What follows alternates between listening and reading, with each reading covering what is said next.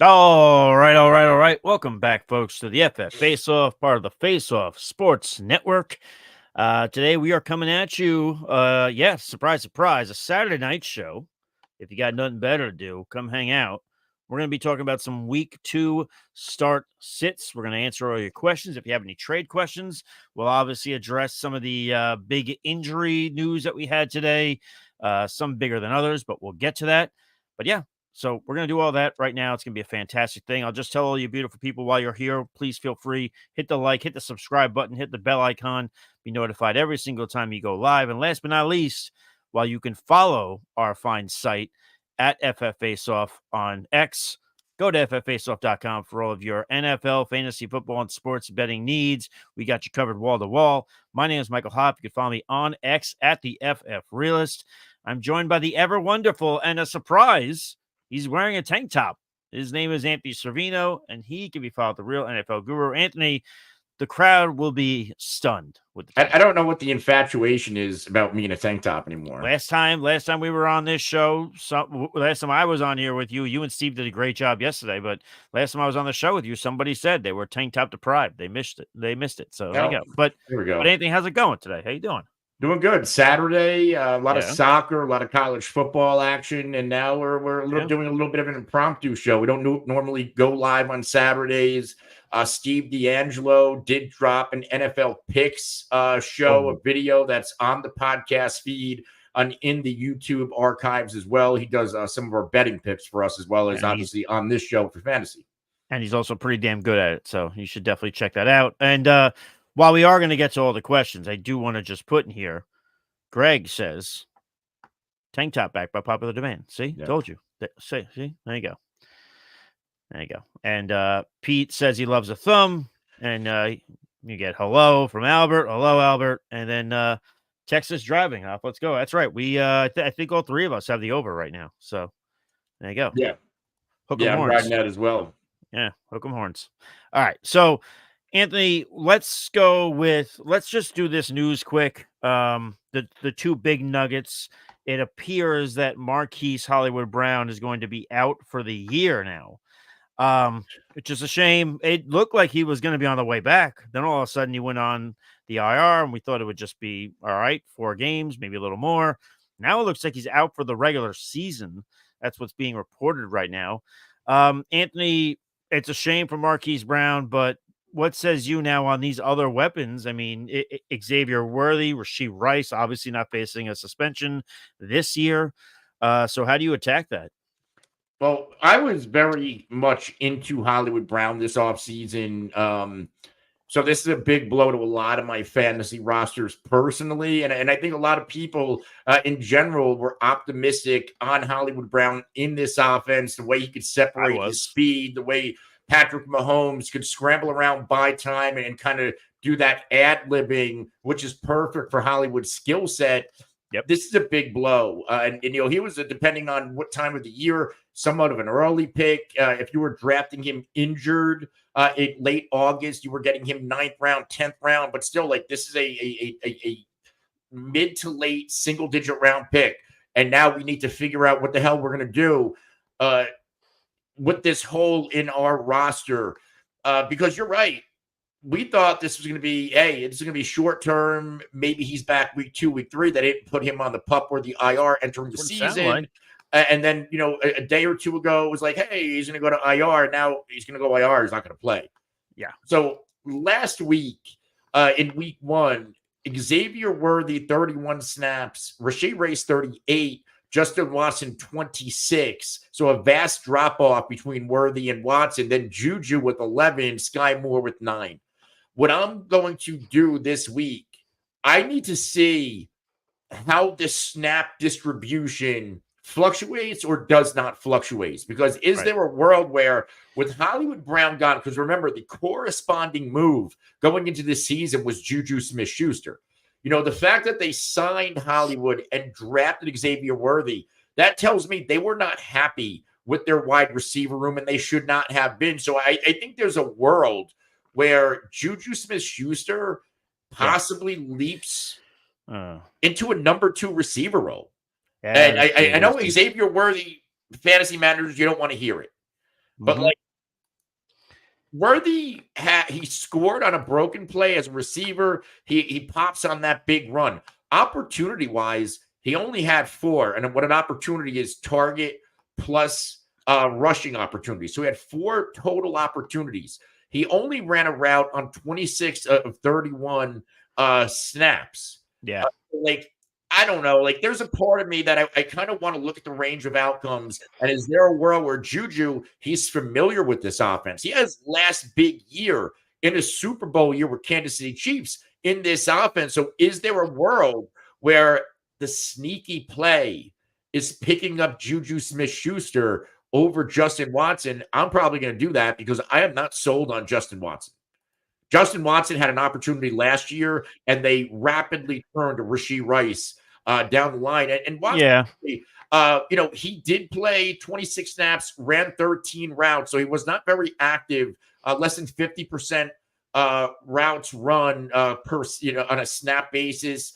One reception, one target. So he's kind of just a guy. Juju is the one that I'm kind of focusing in on. He did only have one target, only offensive, 8 routes, 11 offensive snaps. So when he was on the field, he was going out for a pass. Let's see how this goes against Cincinnati. And worst comes to worst, if Juju can't rejuvenate his career, I think KC, like I saw a rumor that the Niners might have been on Jacoby Myers. I know it's in division. There's a world where Jacoby Myers or DA, Yep. if either one of them are expendable, and they can be, I could see them in Kansas City. Yeah, I think, you talk about Watson being just a guy. I think Juju at this stage is just a guy as well. And I always say this, I can give some insight to you, but you know what? There's certain situations I would just simply like to avoid. I would Yeah. like to avoid that situation entirely. Because I don't believe in either guy. I don't want to, unless I'm in a deep league, unless I have a deep bench or a deep league, then sure, I'll take a stab. And honestly, I'd probably go Watson. But I know that the outcome could be just as, I'm not expecting a great return there. I'm not saying, oh, this is going to work out. I'm just saying I'm taking what I think is the better of the two options. You just happen to be on the other side of I that, mean, which I get, there's a bigger resume there for Juju. I can't I'm buy talking in. about like, in an FFPC league, Sure. and I have a lot of Hollywood, 20 rounds. Mhm. That's deep enough where one of these receivers are rosterable. And mind you, Juju is only 27 years old. He went to New England where receivers go to die. 2 That they years ago do. in Kansas City, Juju, 78 receptions, 933 yards, and 3 touchdowns on 101 targets. Like, he's only 2 years removed from that stat line, and he's Yeah. 27. Like, why not take a shot on a proven player? And I feel like Andy Reid doesn't want to mess around. I think he wants a proven player, which is why Juju was even brought back. All right. Yeah. Again, I get everything you're saying. I just don't buy into them. But you're making all the right arguments. I get it. I get it. Yeah. But all right. So there you go. So that's unfortunately likely it for Marquise Hollywood Brown, at least for the regular season. We're going to get to all these questions. We're going to run through them. Everybody, please hang tight. We just want to get one last news nugget. And this one, honestly, even though it's a bigger player, I feel like there's not as much that needs to be said here because we all kind of saw this coming, especially after Kyle Shanahan's comments yesterday. But Christian McCaffrey officially on the IR, so he will miss the next 4 games. To me, this is one of those situations, Anthony, to just kind of sum it up. It's the big picture in the NFL with these franchises is not the same of what the big picture is for us in the fantasy football sphere, so they would rather have a healthy CMC for the stretch run, late winter into hopefully February. They would rather have him then than bring him out for week 2, week 3, week 4, and he could do even worse damage, and then he's gone altogether. So I think they saw enough out of Jordan Mason where they were okay making this decision. Isaac Guerrero didn't get anything in that first game, but my understanding is they do like him there. They are confident in him, so I think he can get some work as well. And this is, hey, guess what? Contract year for Brock Purdy. This is a great opportunity for Brock Purdy to step up. Not to say that he hasn't, but to step up even further and kind of air the ball out. Maybe they go to more passing, And then there's also Debo is like, Debo and Juszczyk are the Swiss Army knife. So listen, no team wants to lose a CMC, but if there's a team that can survive for at least a few weeks without him, it's the 49ers with all of their weapons. So, I know it's unfortunate. I've got him in a lot of fantasy leagues too. I know it pisses me off too, but here we are. We got to roll with it. No, Steve is without in the our NFL, there is no fantasy, so we got to roll with the punches. So let's stick with here first. This is like mind blowing because you podcast with me. You've known me for a long time, and I've always kind of been injury cautious. And then when I started playing high stakes, I realized, because like how many leagues like have I won, and you can attest to this. Using like a defense and a kicker to kind of win me a fantasy football championship. You can do that in a home league. You can do that in a regular league. You could like be the 6th seed and then go on a run. FFPC is very hard to do. Points matter. So and I realized my first couple of years, I'm winning divisions. I'm parlaying my entries, but I'm not cracking the big one. And I realized I need to make a shift in my strategy. And you need to take shots on these players, right? People are afraid of injuries. They drop to a little bit of a value. And if they stay healthy, they're league winners. The Hollywood Browns, the A-Chans, Christian Watson, Anthony Richardson, and CMC this year. Like normally I would have been like, nah, I'm not touching him. I took a little bit more CMC than I probably should have because CeeDee Lamb was much safer and very similar ceiling. Yeah, but at that point, like at that point, there was also the CD contract. I know we all expected that, like once he signed it, he would come back, he'd be fine. But I mean, that was kind of looming. It was getting a little dicey there towards the end. But if you're a fantasy manager of CMC and you don't have Jordan Mason, this is bad because the fantasy manager with Jordan Mason, if he or she is smart, they're asking for like ETN, Derrick Henry, Debo. They're asking for a monster return. And it's not just a blind handcuff. Jordan Mason last week, 22.2 PPR points, 28 rushes, dominated that backfield, 1 reception and a touchdown, 147 yards. Like he is the ultimate fantasy football lottery ticket because if you have CMC, you want Jordan Mason, you want to corner this backfield. And if you have Jordan Mason, you don't have to sell him. You could use him yourself. You can essentially hold him hostage to the fan because like if a CMC fantasy manager isn't willing to pay up, then you just hold on to Jordan Mason. You start him and let the CMC manager blow his entry fee. Anthony, I don't know if you remember, and we're going to get to all these questions coming up right now. Right, meow, I apologize. But Anthony, if you remember, this reminds me of, I think last week or a couple days ago, you and I were doing this show together, and we said to somebody who was actually talking about this, trading Mason, like, no, you hold that guy's feet to the fire. And now that even proves to be more true. What I was telling people, and it goes because I was also doing like the Reddit AMA for RotoWire and talking to like people on our on our comments on some of these videos off air was like at the time there was like, because remember that Sunday Night Football broadcast on CMC, they were saying, hey, he might not play in week 2. So after that week, like why? Like you at least have one more week. Yep. Before you sell him. And now we're not even in week 2 yet. And a significant news on CMC. So if you sold early, you probably didn't get what you could have gotten. Where now, like I'm telling you, like a CMC swap for ETN, I mean, a Mason for ETN, like that shit's going to go down. And if you're a Mason owner, go buy CMC low. Absolutely. All right. So let's go ahead. Let's get into some of these questions here.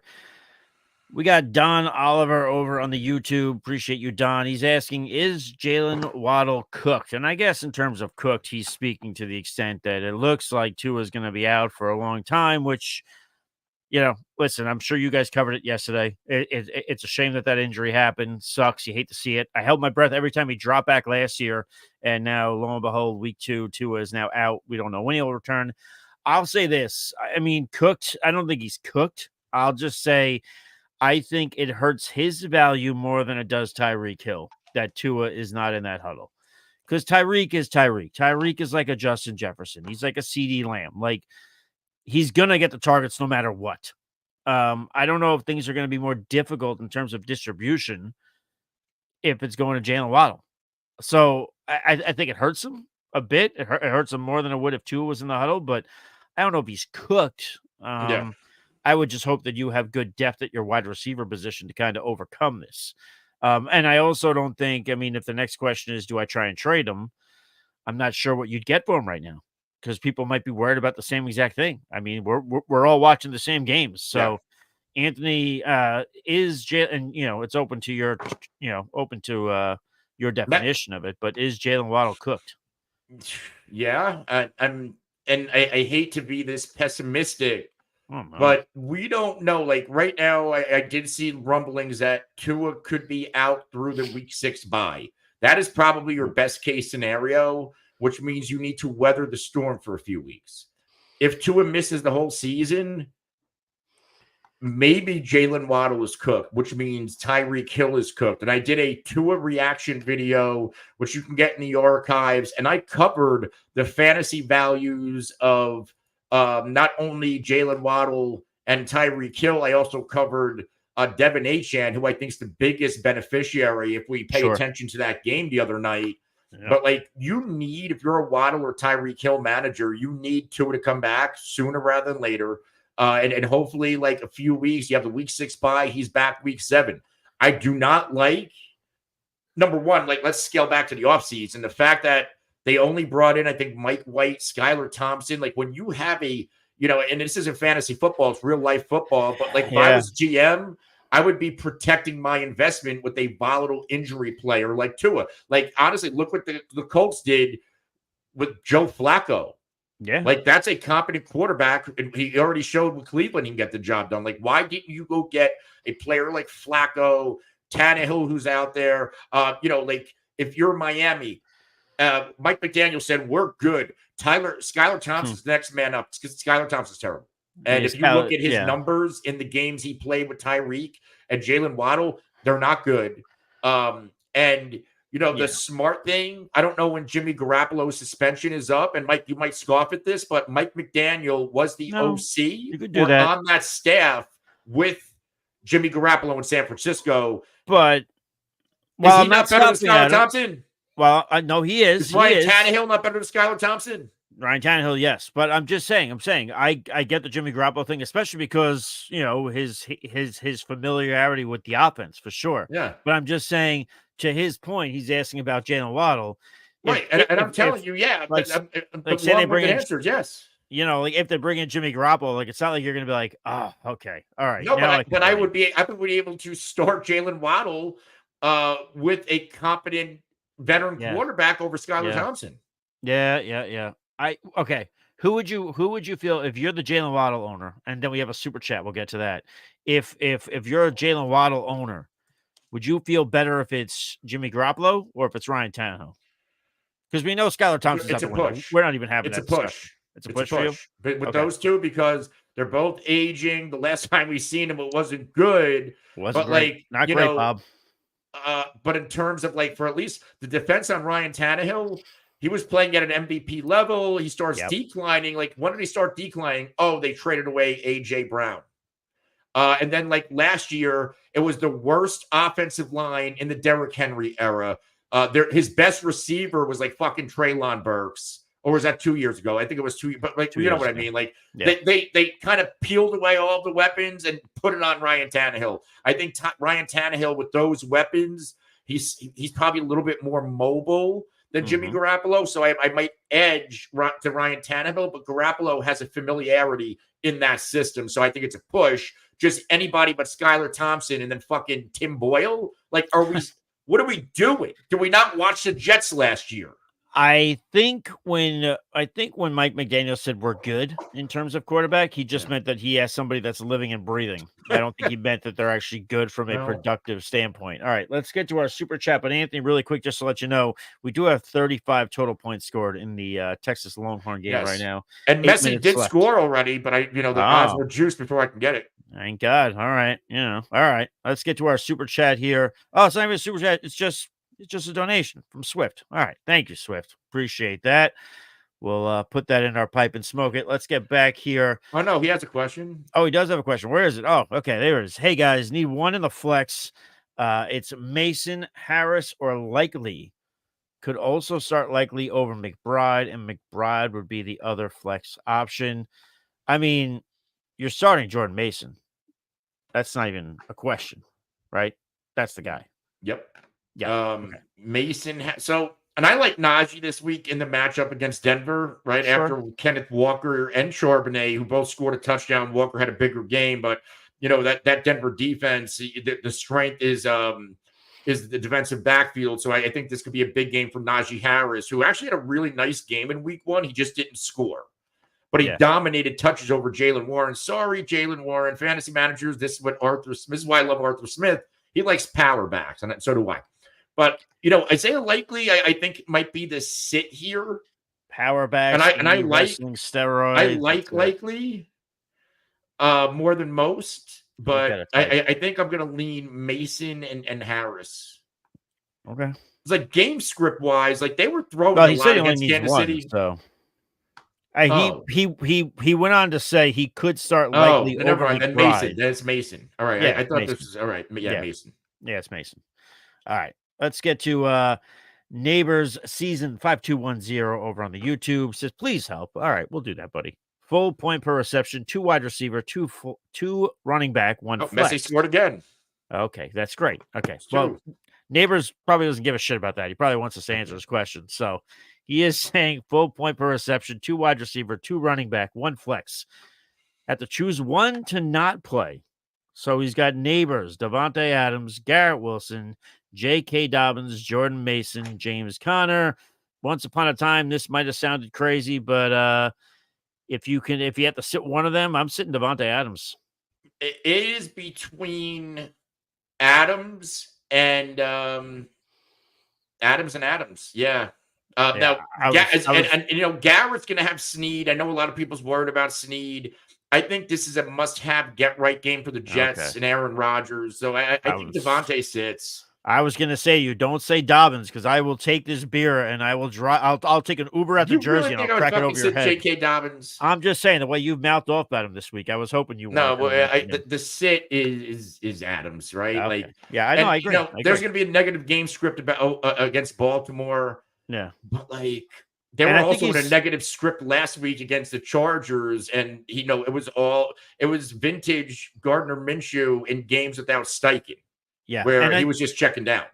And I think Neighbors is asking this question because it's a lot like a lot of us feel, where it's like, holy crap, am I really sitting Davante Adams? Like, is this a thing? Like, are we living in this world? And yeah, man, we're living in it. We're all in the upside down. So, Darius Frisbee, do you like Frisbees, Darius? I hope so. With that name, he's over on the YouTube. He wants to know. He said, I traded Xavier Worthy. Oh no, I traded Xavier Worthy for Davante Adams, who we just said to the previous guy to sit. What are our thoughts on that? I mean, all right. I know we're all worried about Davante Adams, but you're trading Xavier Worthy to get Adams? Okay. I could stomach that. I'll tell you this, you're in for a frustrating ride. Because as good as Adams is, as great as he is, this Raiders offense is not constructed to his benefit. He's going to get targets. He'll lead the team in targets when it's all said and done. But it's going to be like pulling teeth. This offense is made for running the ball, throwing to the tight end, short intermediate routes. It's not built for a guy like Davante Adams. So yeah, all right. If you're giving up Worthy to get Adams, okay, it's a good trade, but just have the motion with you on Sundays. That's all I'm saying. Listen, like I was very much in after this Worthy pop game, and I'll own it. You can go back in the archives, but this is obviously when we believed Hollywood Brown was on his way back. Remember the early reports this week that he was going to come back, like in a week or two. Yeah, I know. So I was like, sell high on Worthy, and the premise, and we talked about this at the top. He ran 26 rounds, 31 snaps. He had 3 targets, 1 rush. He scored on a broken play as a receiver and then on a big run. Like, honestly, and I thought, okay, Hollywood's going to come back. Maybe that pushes Worthy. Worthy could have a prominent role, but there's also a world. I know Steve in our group chat Scott Juju. Yeah, Juju. I 900 yards, 78 receptions Juju. 2 years ago. And they brought him back for a reason. But like you're getting Devontae Adams, and what the saving grace for Devontae Adams is I can't wait till you stop talking Juju. They're probably going to trade him. They're probably going to. I do not see. You're right. You're right. I don't see Devontae or Myers. One of these guys is probably going to be traded, right? And Devontae Adams, he's very outspoken. How much longer? Like in week 1, it was a fairly winnable football game. It's not like it was 40-0. He gets 6 targets. Brock Bowers gets 8. If I'm Devontae, I'm pissed. Honestly. Well, it's like I said when we first talked about Adam, this offense is not constructed for him. It's not. It's got the offensive philosophy has gotten away from Devontae Adams, and it's not his fault. But you're dealing with it if you have him in fantasy. Yeah. Also, Anthony, it's going to be a great day when you stop talking up Juju Smith-Schuster. You and I are going to butt heads. You better fucking hope he does not pop this weekend. I know. If he pops, he'll be up my ass. There's so much animosity. And then if he doesn't, you'll be in witness protection. Between me, you, Pete, and Steve, one of us is going to kill each other. Juju Smith-Schuster's a lot like Dwayne Bowe to me. Whatever. Dwayne fucking Bowe. Remember him? I do. Zach Linton is saying he traded CeeDee Lamb today. He feels gross about it. You should feel gross about it. But he said, he lost CMC. He got Ramondre, Drake London, a mid-25 first rounder. Do you think one of the we got here, Reed or JJ Reek? JJ or Reek, Tyreek. Okay. And some others, RB Hall, CMC, Ramondre Swift. I'm not sure what the question is there, but I don't like the idea of trading CeeDee Lamb under any circumstances. Anthony, can you decipher the question there? Is there a question there? Traded Lamb, and he feels gross about it. Yeah, but he lost CMC. Yeah, so he needed an elite player to recover from CMC, and he got Stevenson, London, and a mid-first round pick in 25. Right. Yep. What do I think? Other wide receivers: Reed, JJ, Tyreek Hill. So I'm not sure what he's asking, but honestly, I think you actually got worse by trading Tyreek by trading CeeDee Lamb. Yeah, I think you look in the mirror tonight and you just kind of sob. I think that's you getting that mid-first. We'll do it with you. It might tell that kind of tells me by you accepting a first-round pick that you're expecting the season to go in the wrong direction for you. Not only do you lose the elite CMC, but you traded away an elite CeeDee Lamb, top 2 to 3 picks in a fantasy draft. Yep. So, and you have a good team. Like, you have Breeze. You do have a good team. You're very good I don't know why I feel like you overreacted. Yep. Yeah, you did. Because you could have probably gotten that same return. Let's say in week 5, if you're 1-3 and you're sweating, then you make that move. You could have got that same return. Because, I get it. The CMC stuff, we don't know what's going to happen after 4 weeks. We don't know if he's definitely going to be ready, but we at least know it's a short-term IR stint. So you're hoping that he's back after that time. So I think it's a bit of an overreaction by you to trade Lamb, and I'm sorry that you did it, Zach. I don't like it. I will tell you one thing though, all you beautiful people, if you guys are watching on the YouTube, please feel free to like. You can hit the subscribe button and the bell icon, be notified every single time we go live. This program will go live tomorrow as well with some start sits. But yeah, what icon? The bell icon. Yeah. That's the one. There you go, using sounds. Look at you. I used to be the soundboard guy back in the day. You used to be, and then now you hate them. Now you're like the get off my lawn. Get off my lawn. They're too loud. Turn that racket down. Bunch of hipsters. All right. Carlos is asking a question over on the YouTube. Diggs, Mixon, Najee, or Rashee Rice, pick one, full point per reception. To me, after watching Joe Mixon in week 1, I'm riding that hot hand again. If I had to pick an honorable mention, it'd probably be Rashee Rice, only because I'm not sure if we're going to get the production that Diggs got in week 1 on a routine basis. But to me, Joe Mixon is my answer without even blinking. He looked better than he's looked in a long time.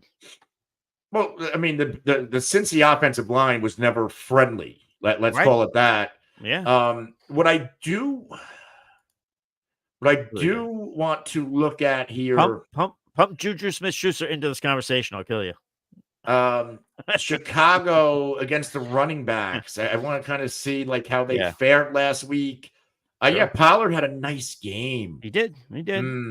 And He started slow, but Chicago's then he took off. secondary, they were pretty good. But it was also Will Levis. I don't know. Chicago's defense. The fact that you could only start one here kind of blows. Yeah. Because it is what is really. Now Diggs is the one I'm worried about because he had one of the lowest ADOTs I've ever seen. And he was out targeted by Dell and Nico popped. And, Diggs, without those 2 touchdowns, he was like wide receiver 60. Mm-hmm. And then you got like Mixon. Is he going to see that volume again? Yeah. And a big reason why he saw that volume, like it was like a back and forth game, but really Houston had control of it. Right. Are they going to have that same control over Chicago? In theory, they should. And then Rashee Rice has a great matchup against Los Angeles. And what I want to do now is check the historical statistics between because Rice probably played. No, I'm sorry. He doesn't get for some reason I thought he was getting the Raiders. No, that's he's getting Baltimore. the Bengals. He's getting the Bengals. All right. So, and Rashee Rice, one game, he went 5 for 127 in his only career game against Cincy. I might lean Rice here. Honestly, okay. I might just go Rashee Rice. I don't hate it because that was the next guy I was going to pick. No.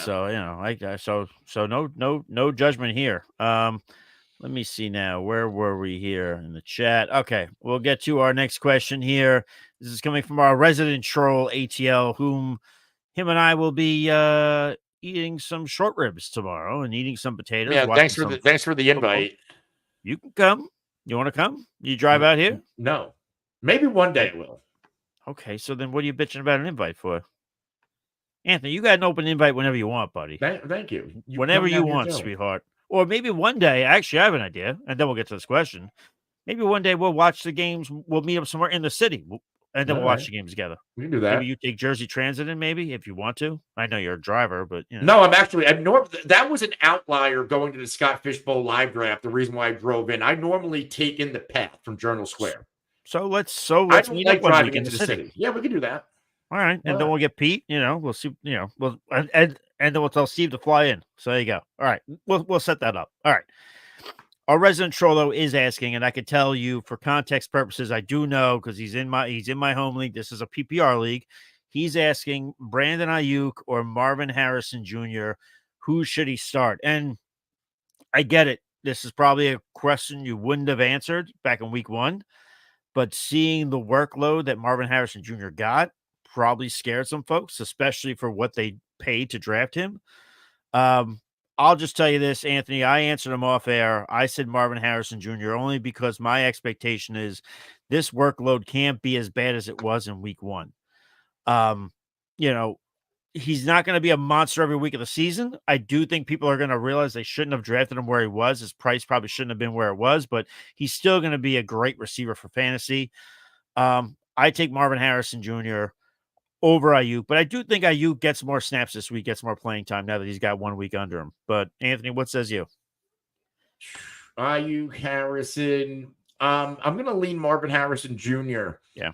In this matchup, I think it's a number one. It's a get right matchup. It's a soft matchup, and the best Rams defensive back Darius Williams, the veteran, was placed in IR going into week 1. We saw what Jameson Williams did to this secondary, and Williams or Marvin Harrison, he did not get targeted. They shut him down. But this is what I said on last night's show.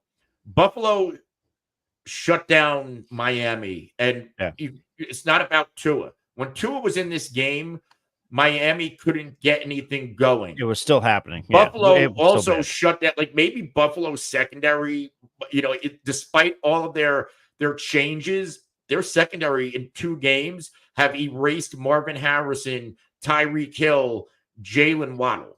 So I'm gonna kind of err on the side of okay, Marvin Harrison Jr. He played on 54 snaps, ran 36 routes. I would like to see the A dot increase a little bit. Like, yeah, Kyler at home, like he is a must-start quarterback for me.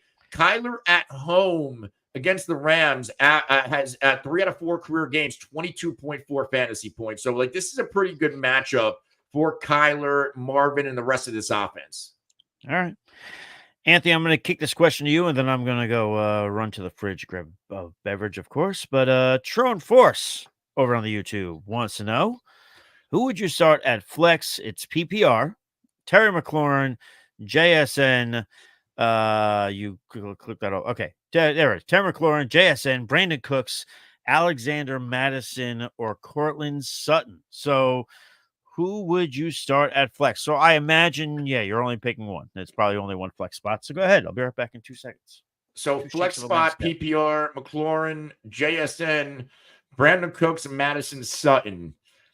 This is a true, like, after McLaurin and JSN, it gets a little bit murky because, like, Brandon Cooks played well week 1.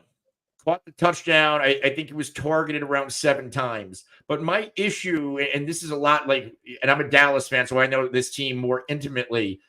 Brandon Cooks seems to pop in blowout games. Now, in week 1, he actually had a significant touchdown. But if we go back to last year, a lot of his bigger games were in blowouts. On top of that, Brandon Cooks has now scored a touchdown in 4 straight regular season games.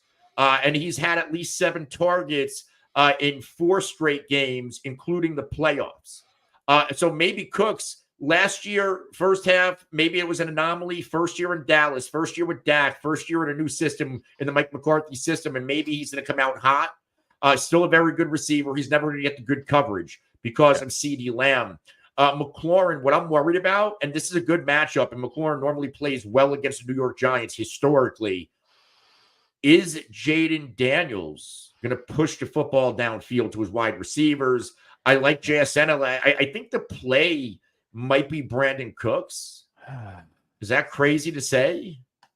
I think it's a little bit risky. But if we look at his past 5-6 games with the playoffs, without the playoffs, getting targets, scoring touchdowns, no Marshawn Lattimore, so this could be like CeeDee Lamb. Like, what if CeeDee Lamb goes 75 and a touchdown in the first half? Okay, we're going to double, triple him, fucking Brandon Cook. Like, we know how this Dallas team operates when it starts cooking, and it's like and Mike McCarthy doesn't take his foot off the gas. If it's 21-0, he wants to make it 41-0. Just like when he's at the buffet table, he does not know how to slow down. Right. Okay. What? I'm sorry. No, I don't think it's crazy to say Brandon Cooks. I would just like JSN against New England. That scares. No, I don't know. And I like JSN, but I don't know what we're going to get in New England. I would bite the proverbial bullet, and I would say Terry McLaurin. I know that there's nothing that came out of that first game to have me say, like, with confidence, it's going to be Terry McLaurin. But I have to imagine a lot like what we talked about with some of these other players, like, talking about Marvin Harrison, saying, I can't imagine it being worse than what it was. It's the same kind of thing with Terry McLaurin. Like, I have to imagine Jaden Daniels gets the ball to his wide receivers here, especially against the Giants of all teams. So I don't think you're crazy for saying Brandon Cooks at all. I mean, I'm hopelessly devoted. Yeah. I am the founding member of the Brandon Cooks fan club. But I would probably go Terry McLaurin there. But yeah, so there you go. I think that's the safer play, but I don't know. I need to see, because Jaden Daniels looked great as a fantasy football quarterback, but like, those wide receivers were barely used, barely looked at, and that was a game that had points. Jaden Daniels had 184 yards passing. If he wasn't able to rush, the fantasy football community would have chewed him up and spit him out. So yeah. But we'll see what happens. Arrow Push 5 over on X wants to know. With Swift, but we have a super chat, another one from Swift, by the way. Is it? I thought it was the same one. No, this is Fields or Stroud. And remember, busy. guys, if we're backed up with Okay. questions. If you want your question answered, guaranteed, top of the line, send us a super chat. It helps us, and obviously, it helps you get your question answered. So Swift with his second super chat, Fields or C.J. Stroud. He also needs a flex play, but let's handle the quarterback side first. Do we go Fields? Do we go Stroud? We go Stroud, and we go Stroud with confidence. Denver's defense didn't look awful in week one. What game were you watching? I don't think it looked terrible. I think it looked better than I think Geno had Geno scored a touchdown on the ground and had about 30 yards. That's Geno. And now we get Justin Fields.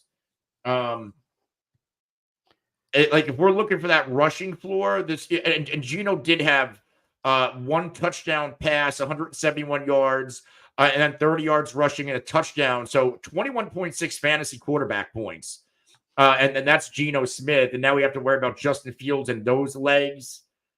Where CJ Stroud, what worries me about CJ Stroud, the Bears secondary could be really, really good this year. I said it earlier. The Bears defense is sneaky. They're sneaky. I'm still going CJ Stroud here. Let's see. Stroud in week one, 21 fantasy points. I'm looking at the play. He only had 234 yards and 2 touchdowns. I get almost a similar stat line. And Geno by by a pubic hair outscored Stroud. I beg your pardon. By a what? A pubic hair.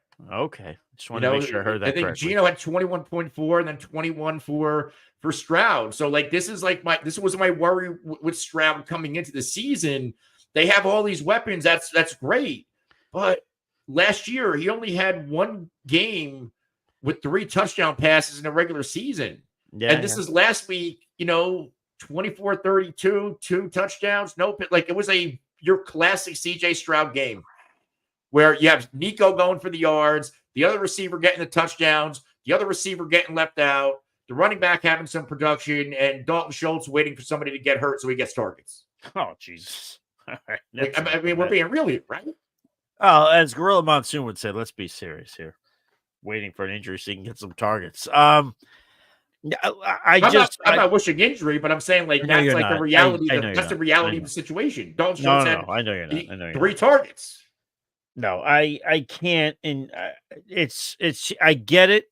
I get the sentiment that seems to go around, kind of what you're alluding to, and what some people in the fantasy community have said.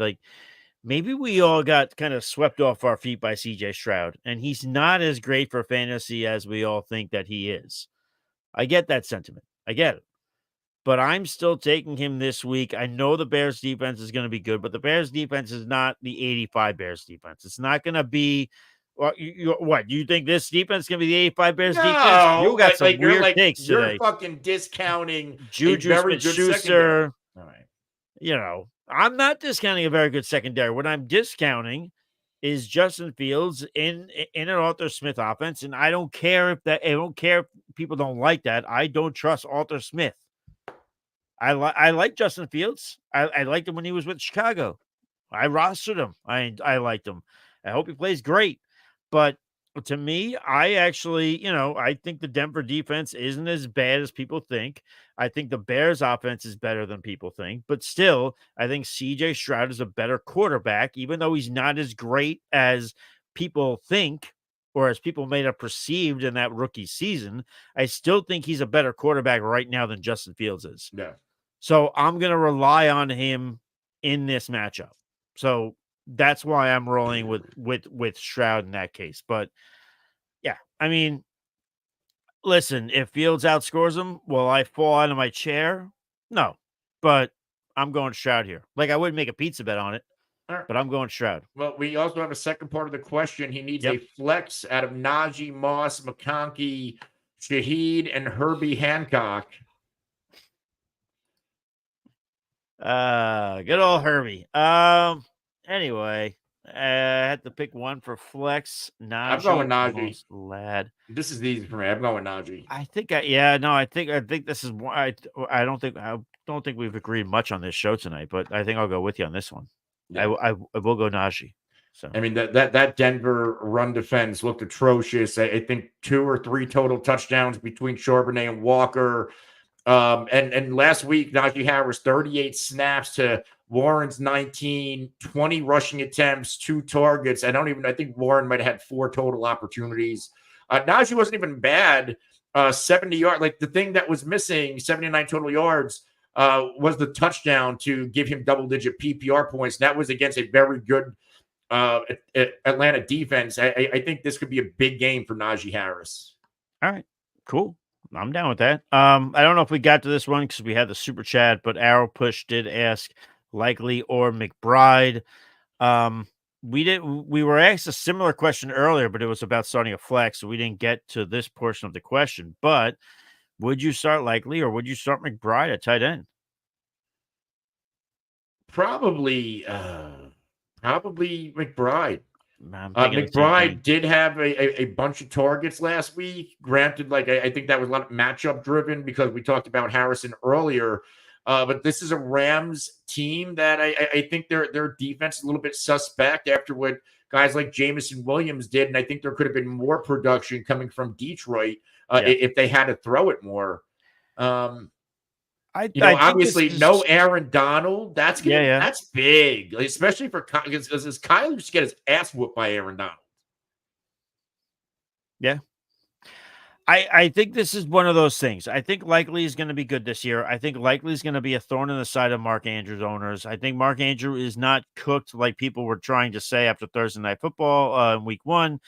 But I think that this is kind of one of those classic examples of don't get too wrapped up in what we saw in week 1. Go with your guy, go with your gut, go with the guy that you were supposed to go with all summer long. That being Trey McBride. I go Trey McBride here. Yeah. And McBride past 2 games in this matchup against the Rams, at least 60-yard receiving. Yeah. And I mean, I'm not denying that Likely can be a thing in week 2. I just think that McBride will outscore him. So that's where I'm going here. Zach is letting you know, Anthony, that Juju's knees won't let it happen. So there you go. Right. So there's that. What's also, his skill set won't let it happen. KJ Frederick is asking, should I drop Wright for Granado? Obviously, San Francisco next waiver wires. I have Mason ? Stay classy, San Diego. So, I assume that means he has Mason. He's not asking us, does he have Mason? Because he would know better than we would. But I don't think I make that drop. As big of a San Francisco guy as I am, I think I hang on to Jalen Wright because I think you never know what could happen in that backfield with Miami. But why not have the same thought process? What if Jordan Mason goes down? I think Garendo should be rostered. I just don't know if we're willing. The thing is, rostered. I think Jalen Wright is also just as valuable as a handcuff. I think that's where you were going here, Mike, to those Miami running backs.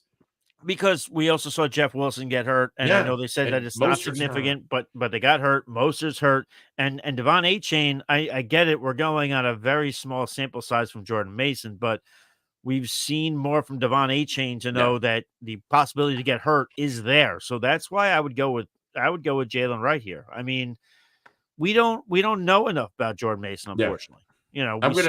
We saw an incredible game and not a lot beyond that. But never that workload that he got in week 1. So I'd go Jalen Wright here. I'm going to go use the men's room, but you want to take over 2 minutes? Oh, okay. Yes, sir. All right. Wow, he left the screen and everything. That sounds dramatic. All right. Let's get to the next question. Randy over on X is saying, how would you rank these wide receivers in terms of stashes, lottery tickets, ? Tyler Johnson, Whittington, Jalen McMillan, Luke McCaffrey. I think in this case, I would go with Tyler Johnson. I'd go Luke McCaffrey, Jalen McMillan, and I think I put Whittington at the end. and I know some people might find that to be crazy. I think this Puka injury is a pretty serious one. I think it's more serious than people want to let on. I think people want Luke McCaffrey to be a thing. I want it to be a thing, but listen, we answered the question earlier. We're just hoping that Terry McLaurin can get enough targets to be fantasy relevant after we saw Jaden Daniels damn near ignore his wide receivers. I think McCaffrey got some action there, but nothing incredible. So I can't put McCaffrey in the top spot. I think I go Tyler Johnson. I do like Jalen McMillan. I do think he's sneaky, but going up against these other players, he's not my favorite target of these guys. So Tyler Johnson would be my answer here, Randy. We got Pete letting us know, and he's very excited about it. He's telling us it's 35 points in the Texas game in the first half. That's his example that he's excited about it. We're getting asked by Connor. You going Ford, Demarcus Robinson, or Christian Kirk? So PPR. This is going to sound. I think actually, you know what? If I'm taking a look at this, let me pull this up. Give me one hot second. I think I'm going to lean Christian Kirk here. I get it. It wasn't the most exciting week one, but if I'm taking a look at this, I think that is the way I'm going to go.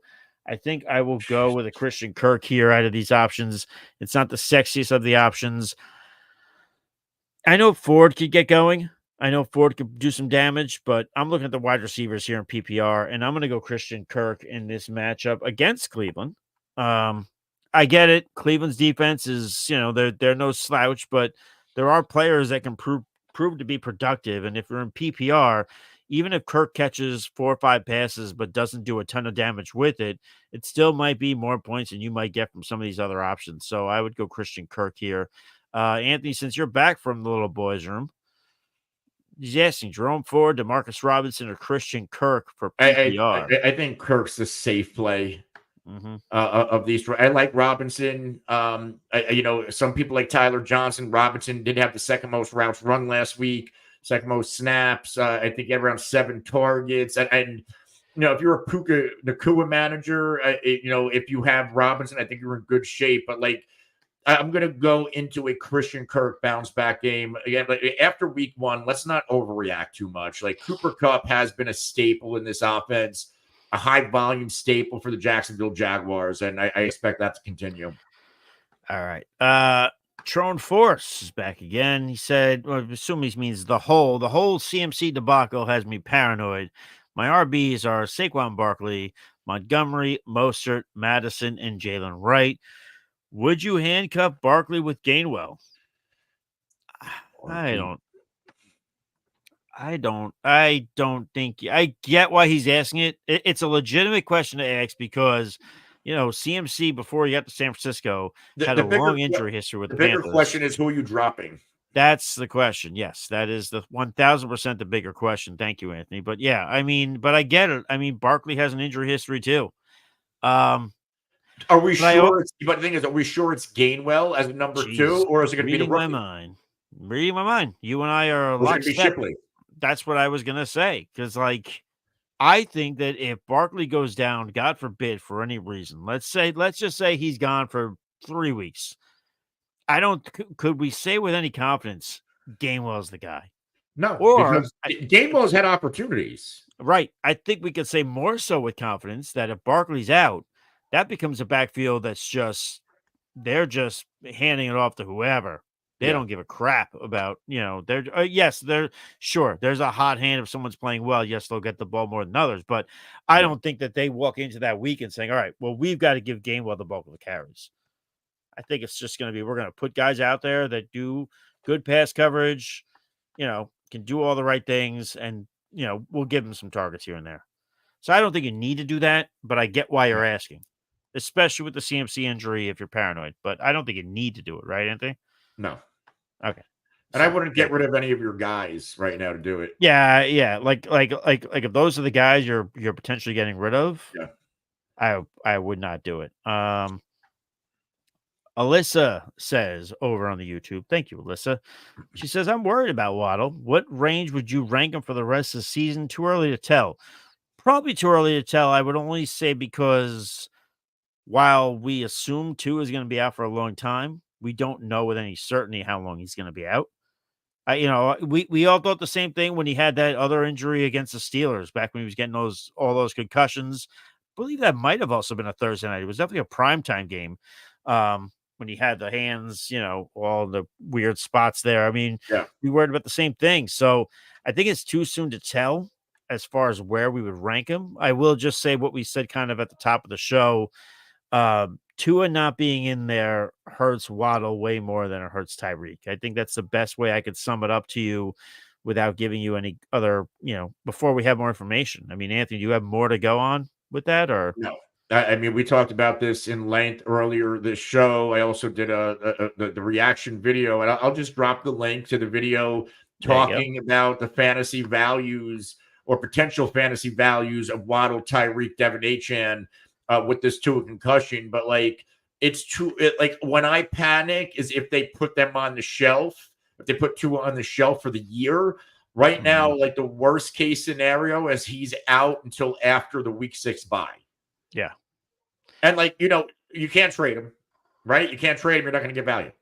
You're not going to get market value for him or Tyreek Hill. So you kind of have to eat it and hope. Like these guys are speedy playmakers and Mike McDaniel's smart. Like obviously on the run, on the go against Buffalo, that was tough. Also, like Buffalo, again, they raced receivers 2 weeks in a row, really good receivers 2 weeks in a row. So let's hope the matchup softens up a little bit and that, Mike McDaniel schemes these guys open. That's what he's supposed to do. Kevin is asking, sorry, how much fab are you dropping on Sky Thompson? I would say this to be polite. I would rather drop $1 on Anthony Servino than I would Skylar Thompson. So to be serious though, I hope you're not in a situation where you need Skylar Thompson. I hope you're in a league where you have other options to play a quarterback than leaning on Skylar Thompson. If you don't, definitely hit us up on Twitter then, because that sounds like a major alarm. I'm at the FF Realist. Anthony's at the Real NFL Guru. One of us will definitely get back to you, but I would just assume that you've got a better option than Skylar Thompson. So as much as I joked at the top of the question, I'm not even looking at him. If it's super flex, you might want to add him. Like I don't hate it in a super flex, like QB 3 or 4. But then it turns into what's your bench size, and then who are you dropping to get him? Would you agree with that? Or yeah. But I think he's rosterable because super flex quarterbacks are a premium. Plus, again, they do have weapons, and it is it's like a lottery ticket, but like a 5% of your bankroll, right? Type of lottery ticket. We got Jay Phil over on the YouTube, which, by the way, you guys are doing a fantastic job of liking the show. If you're in here, please feel free to hit the like button; it helps us out immensely. But Jay Phil asks. Subscribe and hit the bell icon so you'll be notified every single time that we go live. Dallas Goedert or Colby Parkinson this week. I'm Parkinson. I've been on that train all week. I like him for DFS. I like to start him in fantasy this week. Obviously, depending on your options, that's more so if you're somebody who's streaming at the position. I think he outplays Goddard this week, so I would go Parkinson. Anthony? I would go Parkinson as well. Led all tight ends and routes run last week. Dominated the snaps. Whatever he had, the next best guy had 6. And then he's also, they're down to 2 tight ends. One of their tight ends will not play this week. So, and it's a nice matchup against Arizona. No Puka Nacua, obviously. So I think we roll with Colby Parkinson. The other part of his question, he says also, which I think this is interesting because, Anthony, I believe you did the sits for wide receivers this week, right? Yes, starts and sits. And one of those wide receivers is in this question. So, Calvin Ridley, Rashid Shaheed, or Demarcus Robinson. I believe Calvin Ridley was one of your sits. Yes. I would say, for me, I would probably go Shaheed here, even though I do like Demarcus Robinson to get some points here. I think Shaheed, even against the Cowboys, I think he's got a little bit of a higher ceiling. Not a great ceiling, but a little bit of a higher ceiling. Anthony, where would you kind of go on this? Because that is an interesting question, because Ridley is one of your sits, but the Cowboys defense is no slouch. So are you going to Marcus Robinson or where are you going here? Yeah, Ridley, it's just the matchup against Sauce Gardner. And I think the stat was the Jets 5 touchdowns given up to receivers in the past 23. It's either past 23 games or the start of 2023, but it's been they're a really good secondary. And of course, we have the Will Levis scenario or debacle, whatever you want to call it. I don't know. I think I would lean Shaheed or D-Rob. I think if you need a higher floor, I go Robinson. If you need a higher ceiling, I go Shaheed. Okay. There you go. But I can't start Ridley. And I love Ridley. I'm a Ridley guy, not this week. We do have some people here who were going back and forth earlier when we were talking about, Tannehill and talking about the insurance with Flacco, with the quarterback. We'll see what happens there in Miami. Legend 24. We're getting asked a few of these questions today about one Isaiah Likely or Brock Bowers. Anthony, you hate Brock Bowers. I do, but he's my start option this week. I'm starting Brock over Isaiah Likely. My opinion aside, we're here to win fantasy championships for people. And Brock Bowers did lead all Raiders pass catchers in targets. Yep. And really, it's about Gardner Minshew. Like, you're in a negative script. You only target Devontae Adams 6 times. I might lean Bowers over Likely, but I think the ceiling's higher for Likely, but I think the floor is higher for Bowers. I agree wholeheartedly, and I will just wrap that up though by saying, and I know Likely went off in week 1, but Gardner Minshew needs Brock Bowers more than Lamar Jackson needs Isaiah Likely. Yeah. So I'm going to go off of that. I'm going to go off of the way the offenses are constructed. And I'm going to go off the fact that, I know everybody wants to write off Mark Andrews after 1 week. Apparently he's dead. But Mark Andrews is better than anything that's behind Brock Bowers. So I would go Brock Bowers here. And Legend 24, we wish you the best of luck. We appreciate your support. Let me see this. Where are we here now? We'll get some comments here. Chef Rand saying sell Likely high. It's not a question. He's just making a statement here in the chat, which I think is interesting. We're getting more here from Swift saying Zach Wilson to the Finns. I would tell you that would make the resident troll ATL throw himself off of the closest bridge that he could find. And not that I want to see him throw himself off a bridge, but it would be funny. Okay. We're getting a question here actually from Chef Rand. He is saying Wilson versus Snead Sunday. Anthony, what says you? Garrett Wilson? Yeah. If this is Garrett Wilson, then it's Garrett Wilson. I assume it is, Oh, okay. So he's talking about L'Jarius Sneed. I'm sorry. For some reason, I thought you were asking Shaheed. I was reading that Shaheed versus Wilson. Listen, Sneed is outstanding, one of the best corners in the NFL, but we're not sitting Garrett Wilson, right? No, Garrett Wilson, we drafted him to put him out there. He's performed at a decently high floor level with bad quarterback play. Yeah. And I think this is, again, a must-have for the New York Jets. And, you didn't draft Garrett Wilson in the first round. Like, we should not be sitting first-round picks after a week. The other thing I should not have drafted him. Right. I mean, the other thing I'll say about this is I know Garrett Wilson finished with 12 points in PPR, and I mentioned it on the show this week. When you look at that one drive against the 49ers, and I get it, you want it to be more drives, but there was that one drive in the second quarter, no, not second quarter. It was like the second or third drive that the Jets had of the game when they decided, all right, we're giving Garrett Wilson the ball. We're giving it to him on third down.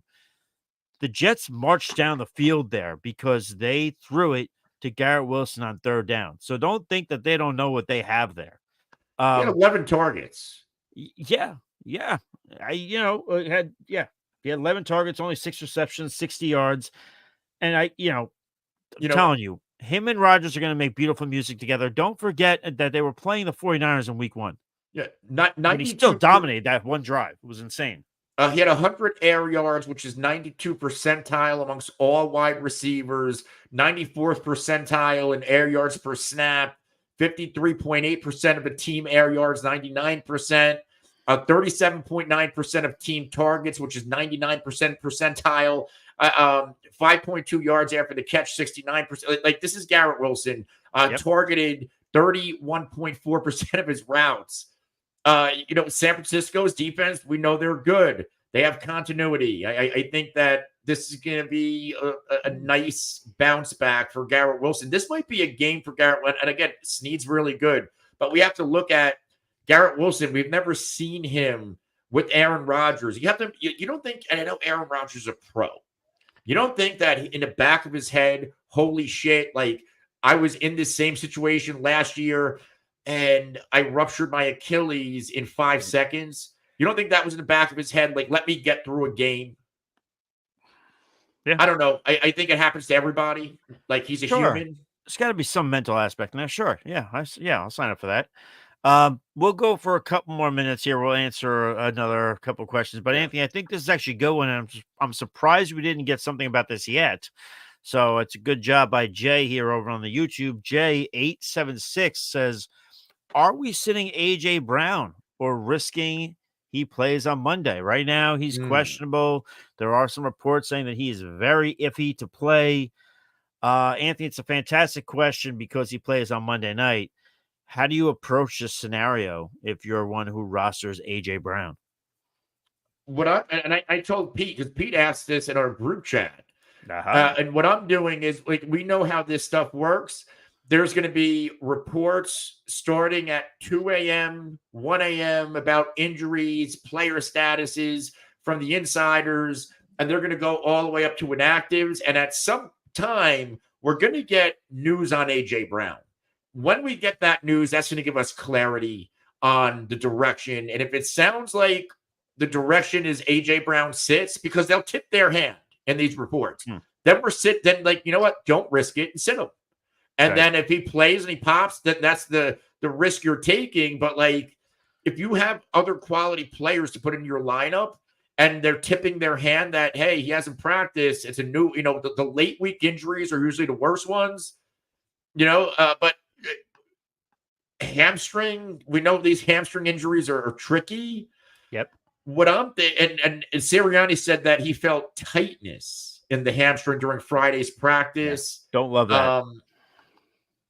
Is this a must-have game for Philly? They're 1-0. Atlanta doesn't look. This is a must-have game for Atlanta more so than Philly. So 1,000%. maybe they do it. Maybe Philly does say, you know what? Like, they exercise caution. But on the other side, this Atlanta defense, they did not give up a touchdown despite losing a game. And Philly might say, or Sirianni like, hey, we got to put him out there. So, I would wait for these reports to come out, and we'll be live, or at least I will be with somebody tomorrow at 10 a.m. Maybe we'll have some clarity then. But tune in, subscribe. If no one's available, I'll be there. But we'll see. I think Pete will be available, but we'll see. You said the Falcons didn't give up a touchdown, but they also went up against the Justin Fields and Arthur Smith led Pittsburgh Steelers. So I'm sorry. What? It's a fact. Deal with it anyway. Oh, Jesus Christ. So all right. Listen, before we start fighting and throwing things at each other, we are getting. It's a good way to tell you folks. We're also on the Twitch. So we do have a question from Twitch here from K Money Swag, who asks Eckler or Harris. So she's asking which one should they start. I mean, Anthony, I know you have a history with Austin Eckler, but I agree with what you're gonna say here. I already know what you're gonna say. I'm going Najee Harris here. And it has a lot less to do with Austin Eckler. I do like this week for Najee Harris. And Anthony, you kind of talked about that earlier, but you can go a little bit more on that if you want. Yeah, again, Najee dominated snaps, production, touches. Gets the great matchup. So I'm not going to go in any more why to start Najee, but I'm going to tell you why we should be worried about Austin Eckler, as if I didn't tell people this all offseason long. Now, Austin Eckler, fantasy-wise, 10.2 PPR points. People are happy. Brian Robinson had 15 touches. Austin Eckler had 6 touches. And Robinson, snaps were close, 32-28. Here's the targets. Brian Robinson dominated the carries. Austin Eckler only had 2 carries. So we don't have to worry about a split for early down work. Let's give that edge to Brian. When it comes to receiving, they are in a full workload split. Both players had 4 targets. Both players had, or Austin Eckler had 4 receptions. Robbins had 3 or 4. And Austin Eckler slightly outgained Robinson as a receiver, 54. And I'm pulling it up. I think it was 38 for Robinson. Let's see where he finished. 49. So 54 to 49. So the workload split is actually the receiving down reps, which is why people were drafting Eckler anyway. Yep.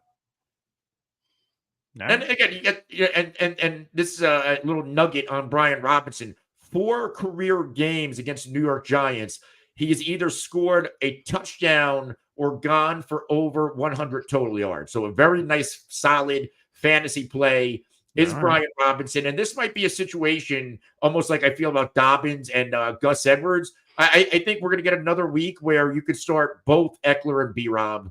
And you know, Eckler might get you 10. Maybe he finds the end because the Giants suck. Yes, that they do. All right.